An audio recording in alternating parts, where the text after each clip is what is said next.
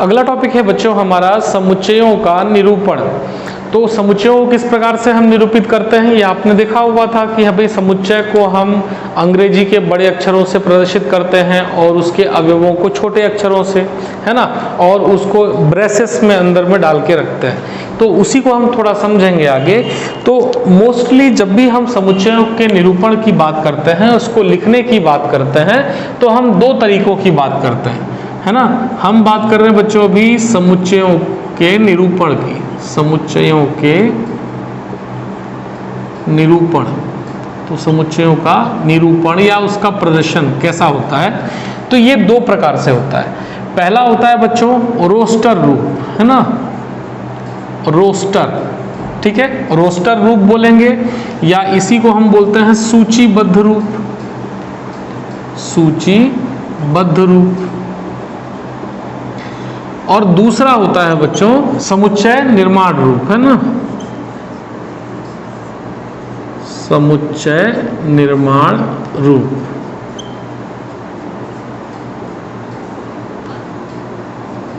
ठीक है, तो ये दो तरीके से हम लोग बच्चों अपने समुच्चयों को व्यक्त करते हैं। पहला है रोस्टर रूप, इसी को हम लोग अंग्रेजी में रोस्टर फॉर्म ही बोलते हैं। दूसरा है समुच्चय निर्माण रूप, जिसको हम कहते हैं सेट बिल्डर फॉर्म। ठीक है, अब ये रोस्टर कैसा होता है, तो इसको हम देख चुके हैं। जैसा हमने पिछली वीडियो पे देखा हुआ था कि भाई जैसे मान लीजिए आपका है ए, अंग्रेजी के स्वर जो होते हैं उसको हम लोग ऐसा अलग अलग एक कॉमा में डालते हैं सभी को, और ब्रेसेस में डाल देते हैं ऐसे, है ना। यही आपका कहलाता है रोस्टर रूप।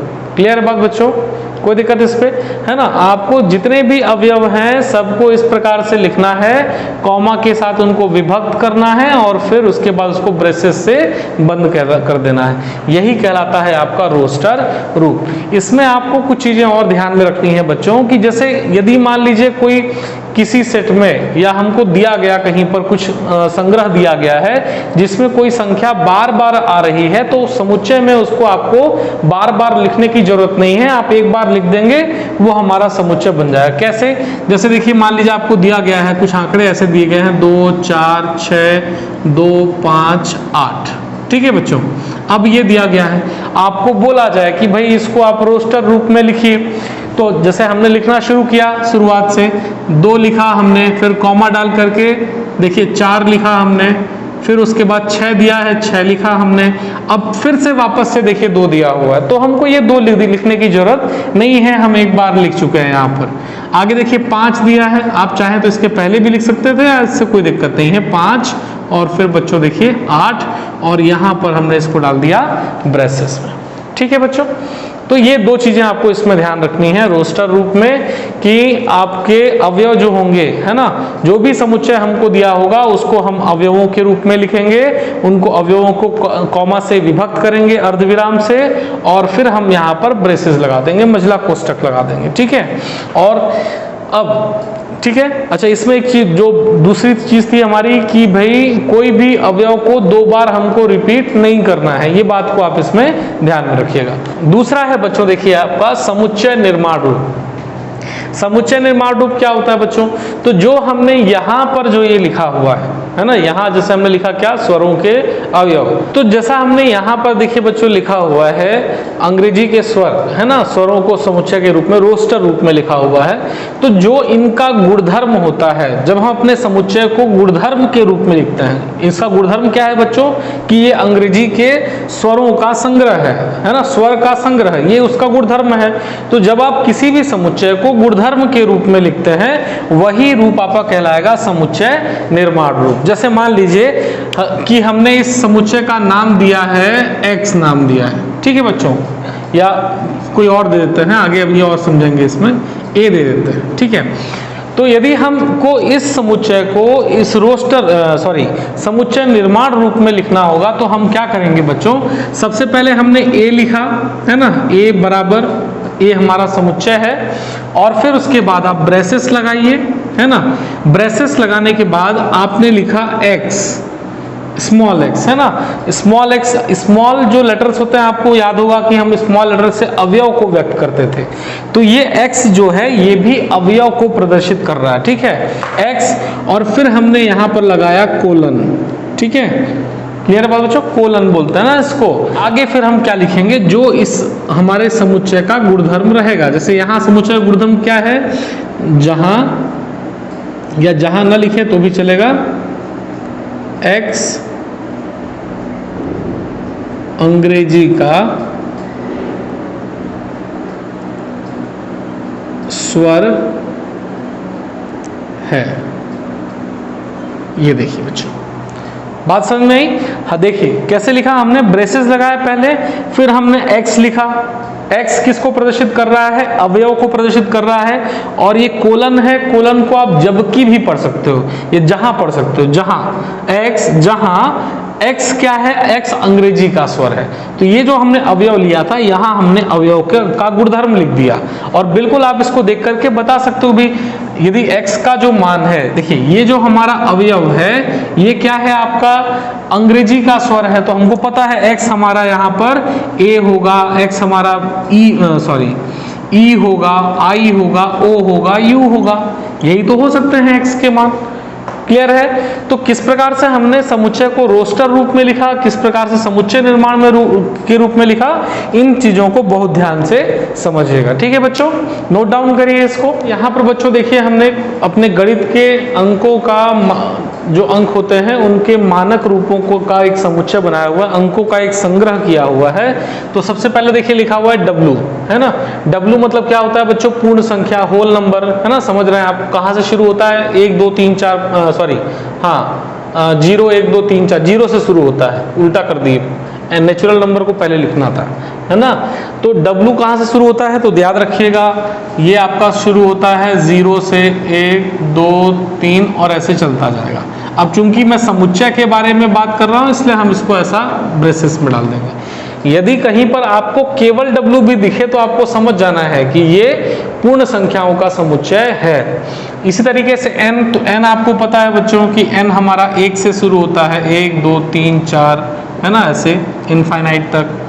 Z या I, इसको हम कहते हैं बच्चों इंटीजर, है ना, पूर्णांक संख्या। तो पूर्णांक संख्या अभी मैंने कुछ देर पहले आपको बताई थी, है ना, कि 0 से इधर धनात्मक संख्याएं जितनी होंगी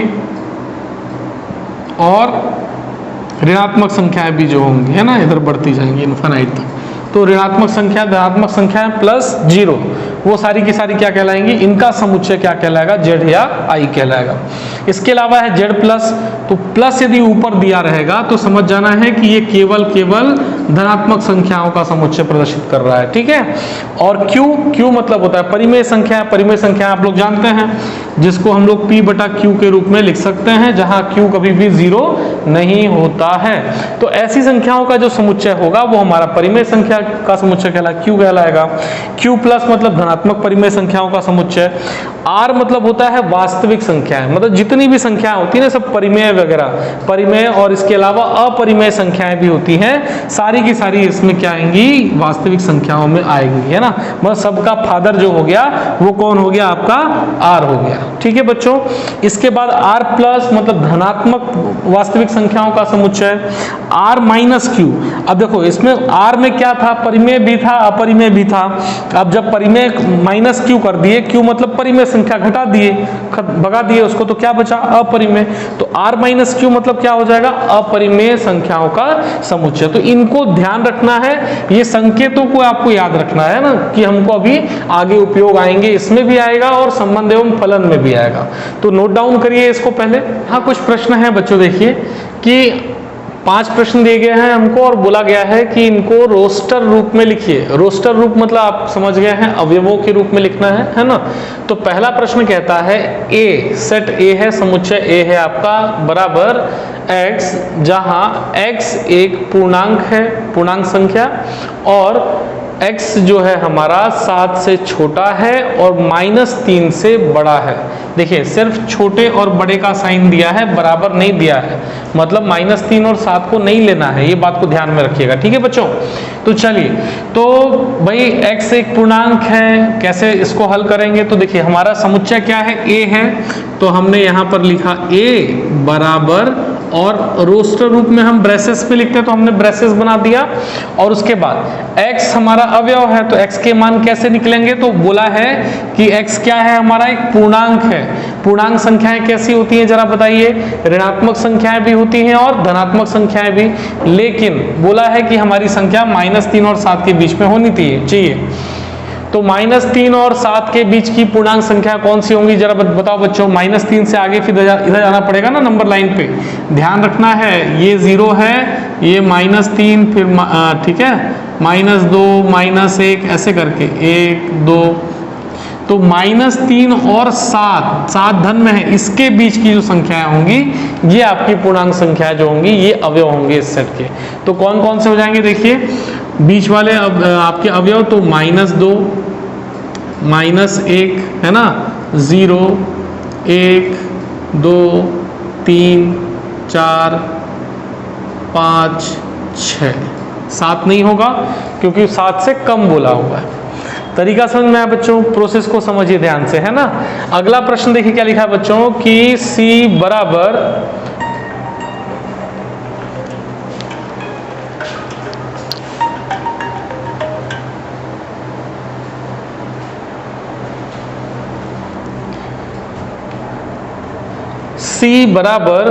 x, जहां x 2 अंकों की ऐसी प्राकृत संख्या है जिसके अंकों का योग 8 है ना। 2 अंकों की ऐसी प्राकृत संख्या बतानी है जिसके अंकों का योग 8 होना चाहिए। प्राकृत संख्याएं तो कोई भी हो सकती हैं, है ना।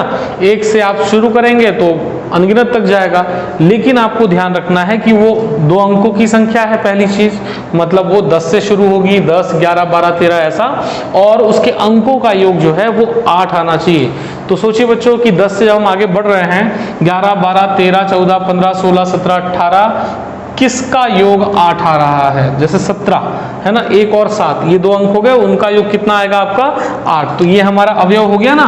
तो प्रोसेस को समझते ही हम कैसे लिख रहे हैं, तो पहला मिल गया हमको 17, फिर और क्या मिल जाएगा बच्चों देखिए 26 मिल जाएगा, फिर 35 मिल जाएगा, है ना, फिर 44 मिल जाएगा, है ना, और फिर क्या मिलेगा बच्चों, तो 53 मिल जाएगा, है ना, 62 मिल जाएगा, फिर 71 मिल जाएगा, है ना। ये जो है आपके, अच्छा अपन प्राकृत संख्या बोला है तो 80 भी ले सकते हैं, 80 भी तो ले सकते हैं, वो भी क्या है आपकी एक प्राकृत संख्या है। कोई दिक्कत बच्चों है इसमें, समझ गया कैसे हमने इसको रोस्टर रूप में लिखा। अगला देखिए क्या लिखा है कि मैथमेटिक्स शब्द के अक्षरों का समुच्चय, ये इसका रोस्टर रूप में लिखना है। तो मैथमेटिक्स शब्द में कौन कौन से देखिए अक्षर हैं, MATHEMATICS, है ना। तो चाहो तो आप सीरीज से जमा लो, ए से शुरू करके क्रम से जमाओ, या बारी बारी से लिखना चाहो तो भी कोई दिक्कत नहीं है। जैसे देखिए हम लिख रहे हैं यहाँ पर D दिया है बराबर, तो D लिख दिए बराबर, और M है पहला दिख रहा है तो हमने M लिख दिया, है ना। फिर क्या है A दिख रहा है तो A लिख दिया, बस कोई भी दोबारा रिपीट नहीं होना चाहिए, रोस्टर रूप का ही फंडा है।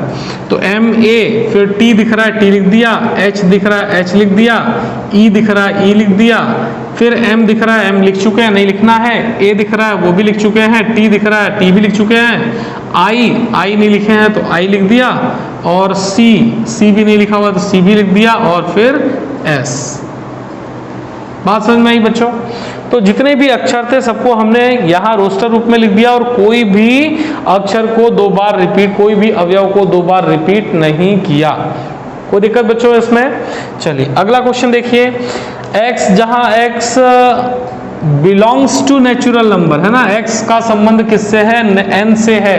और अभी हमने कुछ देर पहले पढ़ा था कि n जो होता है क्या होता है, वो प्राकृत संख्याओं का समुच्चय। समझ जाना है कि ये जो x हमारा अवयव है वो किससे है, n से है, और n जो है प्राकृत संख्याओं का समुच्चय है।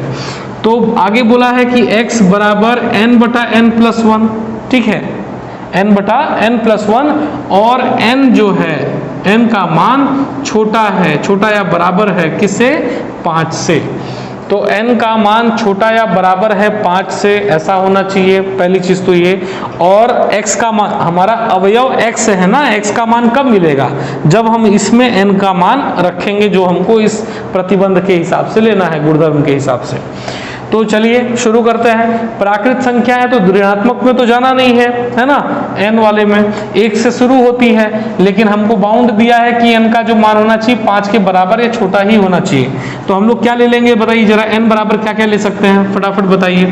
n बराबर 1 ले सकते हैं प्राकृत में, 2 ले सकते हैं, 3 ले सकते हैं, 4 ले सकते हैं और 5 भी ले सकते हैं, क्योंकि 5 के बराबर दिया हुआ है।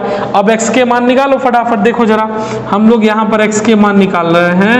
x बराबर, तो जब n का मान यहाँ पर आप 1 रखोगे तो क्या आ जाएगा 1/1 + 1, तो 1 कितना हो गया 2 हो गया, ठीक है। फिर n का मान अब 2 रखिए, तो 2 यहाँ रखा, 2/2 + 1 तो क्या आ गया 3 आ गया, 2/3। फिर 3 रखिए तो 3/3 + 1 तो 3/4। फिर 4 रखिए बच्चों तो 4/5, 5 रखिए बच्चों तो 5/6। तो ये जो अवयव हमको मिले हैं n के बारी बारी से मान आप इसमें रख दें, आपको जो सारे के सारे अवयव मिल जाएंगे, ठीक है बच्चों। नेक्स्ट देखिए x, जहां x एक धन पूर्णांक है तथा धन पूर्णांक है ध्यान रखना है, और x² का मान है ना, हमारा जो अवयव है अवयव x है, x का स्क्वायर करते हैं तो उसका मान 40 से कम होना चाहिए, बराबर नहीं होना चाहिए ना उससे अधिक होना चाहिए, ठीक है। तो कौन कौन से ऐसे पूर्णांक अवयव हो जाएंगे, धनात्मक धन पूर्णांक ना ध्यान रखना है हमको। चाहे तो आप डायरेक्टली इसको लिख सकते हो ब्रेसेस के अंदर में, या फिर आप सेट को नाम भी दे सकते हो, कोई दिक्कत नहीं है इसमें। तो देखिए, तो धन पूर्णांक जैसे 1 हो गया हमारा, 1 है ना, x हमारा अवयव x है, ध्यान रखना है अवयव कौन सा है x है, लेकिन यहाँ पे क्या लिखा हुआ, गुणधर्म क्या लिखा हुआ है कि x का स्क्वायर करने पर 40 से कम होना चाहिए। तो जैसे हम अपना अवयव ले लेते हैं 1, तो 1 का स्क्वायर कितना आएगा 1 ही आएगा, 40 से कम है तो पहला अवयव 1 हो गया। फिर आप ले लीजिए 2, धन पूर्णांक जाना है तो इसी तरफ बढ़ेंगे है ना, तो 2 ले लीजिए, तो 2 का स्क्वायर भी 4 आएगा, कम रहेगा उससे। 3 ले लीजिए 9, 4 ले लीजिए 16, 5 ले लीजिए 25, 6 ले लीजिए 36, 7 49 होगा, तो उसको हम नहीं लेंगे, ठीक है बच्चों। तो इस तरीके से हमने देखिए ये हमको सारे के सारे समुच्चय निर्माण रूप में दिए हुए थे, सेट बिल्डर फॉर्म में दिए हुए थे, जिनको हमने रोस्टर रूप में परिवर्तित किया, या हम कहें सूचीबद्ध हमने किया। प्रश्न ऐसा भी आ सकता है ना आपके पास में कि निम्न को सूचीबद्ध कीजिए, तो समझ जाना है कि हमको रोस्टर रूप में ही इसको लिखना है। कोई दिक्कत बच्चों इसमें, नोट डाउन करिए इसको। अगला प्रश्न देखिए बच्चों क्या लिखा हुआ है कि समुच्चय निर्माण रूप में लिखिए, है ना, ये प्रश्न हमको दिया हुआ है, इनको समुच्चय निर्माण के रूप में लिखना है। तो पहला दिया हुआ है हमको देखिए 2, 4, 6 और ये कॉमा आगे आगे बढ़ता जा रहा है, ये इनफाइनाइट तक कोई हमको लिमिट नहीं दिया है, सीमा नहीं दिया हुआ है।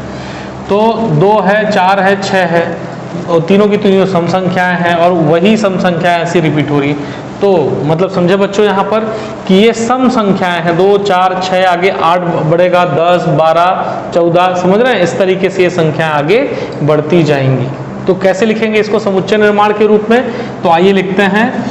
तो हम इसको इस प्रकार से लिख सकते हैं, ब्रेसेस बनाया पहले, हमने लिखा अवयव कौन क्या है हमारा x है, ठीक है, और फिर हम क्या लगाते थे कोलन, तो ये हमने लगाया कोलन, जहां अब x क्या है, ये जो अवयव है ये अवयव क्या है, ये अवयव सम संख्या है ना, और सम संख्या है कहाँ तक जा रही है, तो पूरी की पूरी प्राकृत संख्या, 0 है क्या इसमें नहीं है, तो हम कह सकते हैं कि कौन सी सम संख्या है, सम प्राकृत संख्याएं हैं, ठीक है बच्चों। तो चलिए हम लिख लेते हैं यहाँ पर x, जहां x एक सम प्राकृत संख्या है, ठीक है। तरीका समझ में आया बच्चों किस प्रकार से हम इसके आंसर्स दे रहे हैं, ध्यान रखना है इसको, है ना, ऐसे ही आपको कहीं से भी क्वेश्चन मिले तो उसको लिखना है। अगला देखिए क्या लिखा है, 5, 10, 15, तो 5 जोड़ा फिर 5 जोड़ा, तो जोड़ने वाला सिस्टम आ रहा है ना, और ये भी आपका इनफाइनाइट तक है ना, सीमा इसमें भी नहीं है।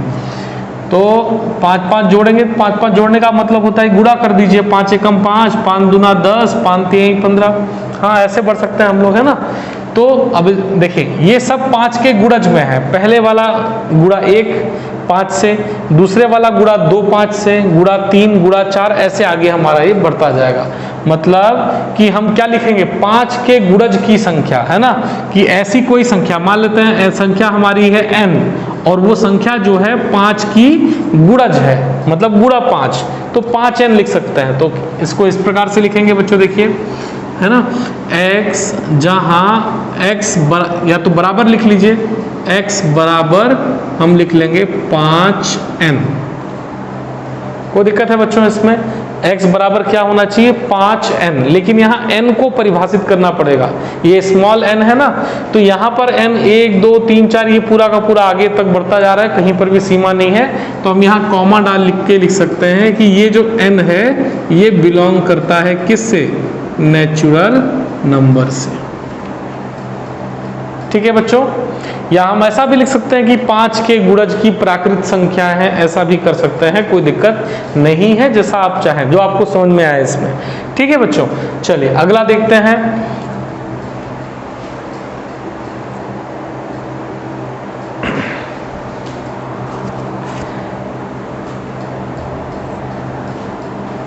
लिखा है 1/4, 2/5, 1/2, 4/7, 5/8, बस यहीं तक है।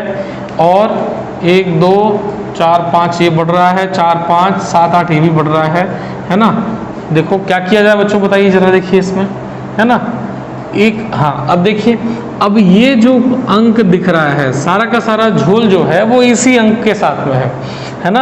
अब ये संख्याएं बढ़ रही हैं, 4 5, यदि यहाँ 6 होता तो 7 8, ऐसी ऊपर देखिए 1 2 3 4 5, है ना। और जैसे हम बोल रहे हैं कि ऊपर में क्या आता, मान लीजिए 3 आता, नीचे में क्या आता, इसके क्रम में 6 आता, तो 3/6 तो कटता तो क्या हो जाता है, 1/2 ही तो होता ना। तो देखिए ऐसे घुमाने के लिए प्रश्नों को लिखा जाता है, तो आपको ध्यान रखना है इसको, है ना। तो ये इस क्रम में है, आपको ये क्रम को ध्यान में रखना है, 1/4, फिर 2/5, फिर 3/6, फिर 4/7, फिर 5/8। तो ऊपर तो 1 2 3 4 5 जा रहे हैं, तो उसको तो हम n लिख सकते हैं, n आप आगे बता दीजिएगा कि प्राकृत संख्या है। और बटे में देखिए आप, है ना, बटे में भी एक संख्याएं एक एक करके बढ़ रही हैं। जैसे हम बोले यदि n, तो यहाँ n का मान 1 है ना, तो 1 में कितना जोड़े, 4, यहाँ n का मान सॉरी हाँ 3 जोड़े ना, 1 में 3 जोड़े तो 4 आया।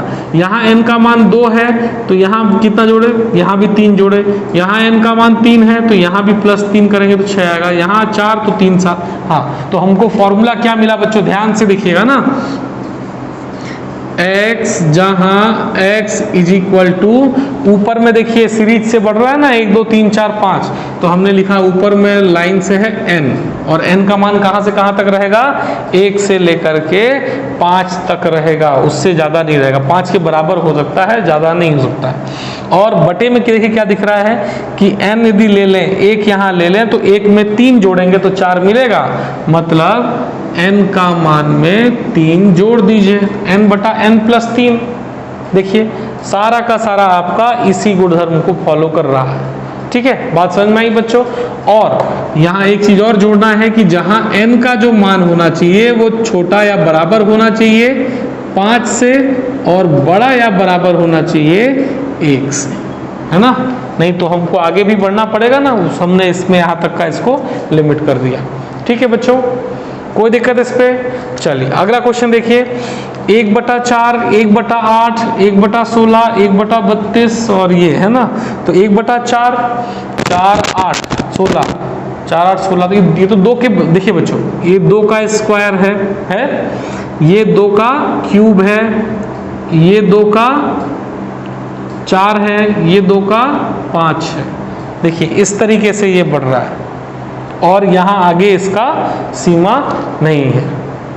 कोई दिक्कत बच्चों इसमें, मतलब हम कह सकते हैं कि ये जो है तो 2 के गुणज में है, 2 के पावर में है, घात में है, और जो घात का जो मान है वो कहाँ से है, शुरू हो रहा है 2 से, और आगे अनंत तक बढ़ता जा रहा है। तो इसको आप कैसे लिखोगे, देखिए जरा, हमने लिखा है इसको x जहां x का जो मान है, अच्छा लेकिन ये भी चीज ध्यान में रखनी है, ये सारी की सारी संख्याएं 1 के बटे में है ना, ये जो 2 वाली है वो 1 के बटे में है, तो इसलिए हम यहां पर क्या लिखेंगे, x बराबर 1/2 के घात में n।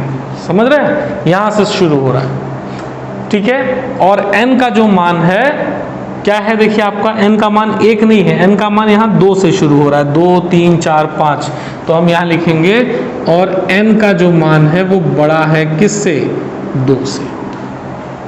बात समझ में आई बच्चों की नहीं आई, क्लियर है। लेकिन ये n क्या है, n यहाँ पर ऋणात्मक भी तो रख सकते थे, माइनस भी रख सकते थे इसे घात में, या कोई भी संख्या रख सकते थे, तो वो हमको बताना पड़ेगा। देखिए यहाँ पे n 0 नहीं है ना, तो हमने क्या लिखा, तथा यहाँ लिख सकते हैं, तथा n belongs to natural number, है ना।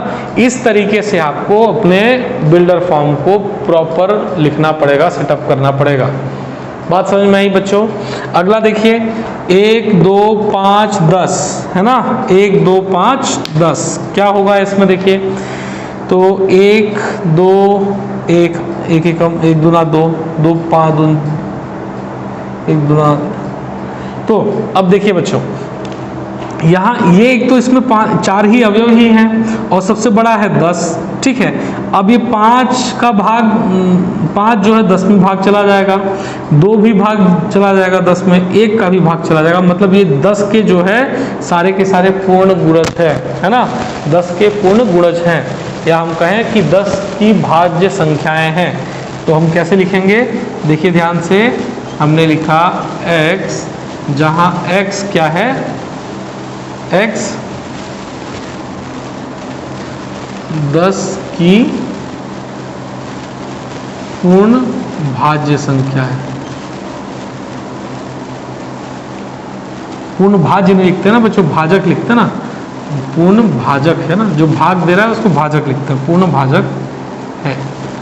तो 10 की पूर्ण भाजक है, इसके अलावा कोई और संख्या मिलेगी क्या आपको यहाँ पर, बीच में नहीं मिलेगी, है ना। तो इसको ध्यान रखना है, क्लियर रहा, नोट डाउन करिए इसको।